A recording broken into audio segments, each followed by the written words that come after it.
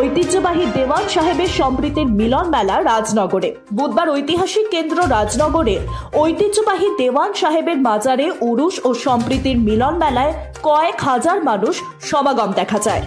জেলা তথা রাজ্যের অন্যতম একটি প্রাচীন ঐতিহাসিক স্থান হল রাজনগর। রাজনগর থানার অন্তর্গত ঝাড়খণ্ড লাগোয়া ফুলবাগানে অবস্থিত একটি ঐতিহ্যবাহী মাজার হযরত দেওয়ান সাহেবের মাজার। দেওয়ান সাহেবের আসল নাম রাজা খাজা আসাদুল্লাহ খান। ইনি রাজনগরের পাঠান রাজবংশের পূর্বসূরি। প্রতি বছরের মতো এবছরও বাংলার 23শে মাঘ বুধবার যথাযোগ্য মর্যাদায় মাজারে পালিত হয় উরুস। মাজার অঙ্গনে বসেছেন একদিনের গ্রামীণ সম্প্রীতির মিলন মেলা।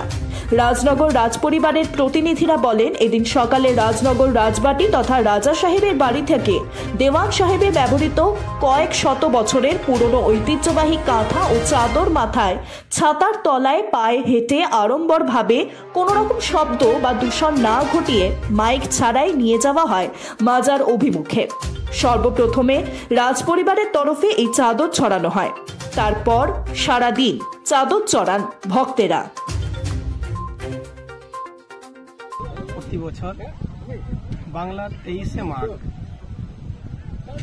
দেওয়ান বাবার পৌরুষ উপলক্ষে এই মেলাটি উদযাপন করা হয়ে থাকে। প্রতি বছর বিভিন্ন সম্প্রদায়ের মানুষ ধর্ম বর্ণ নির্বিশেষে সবাই এসে পড়ে এখানে হাজির হন এবং দেওয়ান বাবার মাজারে চাদর চাপান।